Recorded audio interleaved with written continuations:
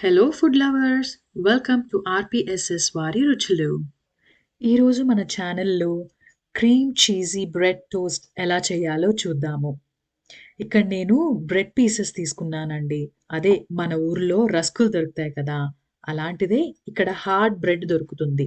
అది తీసుకున్నాను. దాంతో ఈరోజు మనం క్రీమ్ చీజ్ యాడ్ చేసి ఎలా టోస్ట్ చేయాలో చూద్దాము. చాలా యమ్మీ యమ్మీ డిష్ అండి. పిల్లలకి చాలా ఇష్టంగా తింటారు. ట్రై చేయండి మరి ఒకసారి. కావలసిన ingredients: 1/4 teaspoon of red chilli flakes, 1/4 teaspoon of salt, 1/4 teaspoon of black pepper, 1/4 teaspoon of oregano, 1 egg, 2 tablespoons of parsley, 1 tablespoon of milk, 2 tablespoons of cheese cream. ముందుగా బౌల్లోకి cream cheese ఒక 2 table spoons తీసుకుందాము. Plain cheese అండి, ఏ flavour లేకుండా ప్లెయిన్‌గా దొరుకుతుంది, అది తీసుకోండి. అందులోకి ఒక ఎగ్ బ్రేక్ చేసి యెల్లో అండ్ వైట్ 2 పార్ట్స్ మనకు అవసరం. సో 2 వేసుకొని చీజ్ అండ్ ఎగ్ 2 బాగా కలిసేలాగా కలుపుకోండి. నిమిషం నుంచి 2 నిమిషాల వరకు తీసుకుంటుందండి టైము. శుభ్రంగా 2 కలిసేలాగా కలుపుకొని అందులోకి red chilli flakes, salt, pepper, oregano flavour, మీకు చెప్పాను కదండి కొన్ని డ్రై ఫ్లేక్స్ ఇది వరకు ఒక వీడియోలో, అది పార్స్లీ మనం ముందుగా తీసుకున్నాం కదా. మీకు కొత్తిమీర దొరికితే అది వాడండి.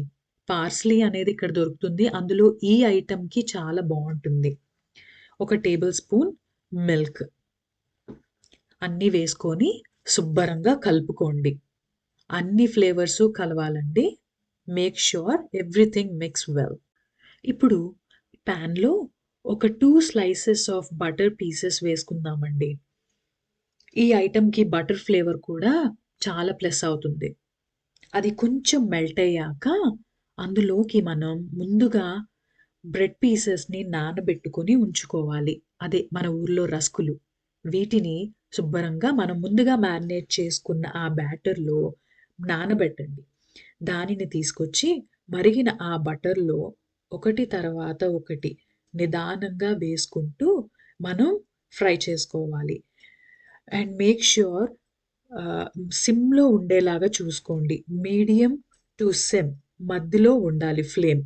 మరీ ఎక్కువ మంటున్నా బటరు ఇందులో ఎగ్ ఒకటి ఉంది కదండీ, త్వరగా మాడిపోయే అవకాశాలుంటాయి. సో, మాడిపోకుండా చాలా జాగ్రత్తగా పక్కనే నించొని శుభ్రంగా మనం టోస్ట్ చేసుకోవాలి.